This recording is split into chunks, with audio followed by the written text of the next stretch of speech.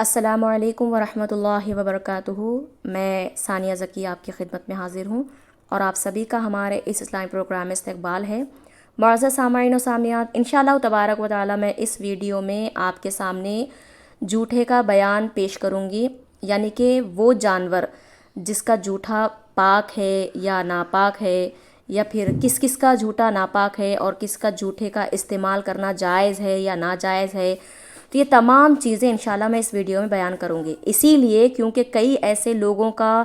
سوال یہ ہوتا ہے کہ اگر چھپکلی کھانے میں گر جائے یا پھر چوپائے یا پھر جانور اگر پاک چیز میں یا پاک پانی میں اگر منہ ڈالے تو پھر اس کا استعمال کرنا کیسا ہے، اور پھر کیا آدمی کا بھی جھوٹا پاک ہے، جیسا کہ ہندو وغیرہ ہوتے ہیں، نو مسلم ہوتے ہیں، تو کیا ایسے لوگوں کا بھی کیا جھوٹا پاک ہے یا ناپاک ہے، اس طرح سے کئی ایسے سوالات ہوتے ہیں۔ تو انشاءاللہ میں اس ویڈیو میں مکمل طریقے سے آپ کے سامنے تمام باتیں پیش کر دوں گی۔ سب سے پہلے جان لیں کہ ہر آدمی کا جھوٹا پاک ہے، چاہے وہ کوئی ہو۔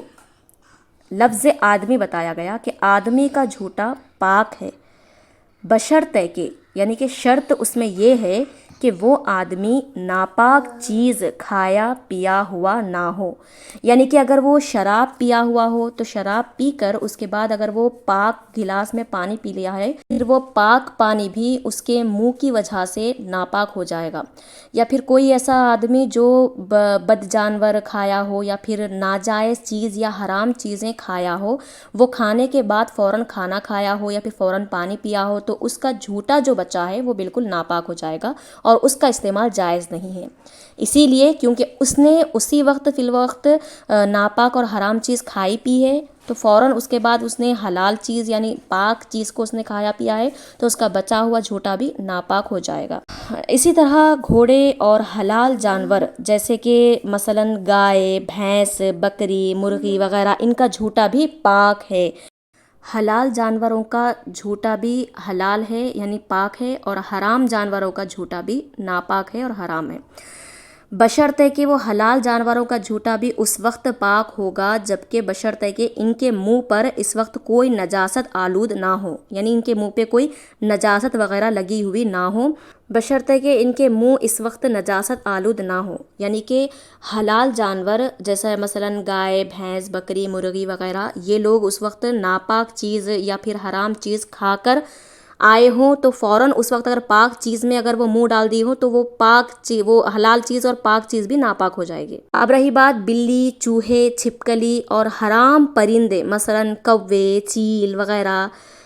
گرد مرغ اور نجس خوار گائے، بھینس کا جھوٹا مکروہ ہے، یاد رکھیے، کیونکہ یہ بلی، چھپکلی، چوہے، یہ چیزیں یہ اکثر ہمارے گھروں میں آتی جاتی ہیں، تو لہٰذا یہ مسئلہ ہر ایک کو جاننا ضروری ہے۔ تو ان کا جھوٹا مکروہ ہو جاتا ہے بشرطے کہ ان کے منہ اس وقت نجاست آلود نہ ہو۔ خچر جس کی پیدائش مادہ خر سے ہو، اس کا اور پھر گدھے کا جھوٹا بھی مشکوک ہے۔ اور پھر رہا بد جانور جیسے کہ خنزیر ہے یا کتا وغیرہ،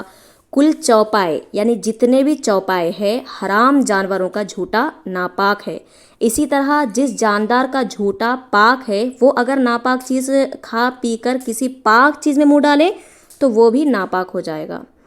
اور بد جانور اور حرام جانوروں کا اور حرام چوپائے کا جھوٹا بالکل بھی ناپاک ہے۔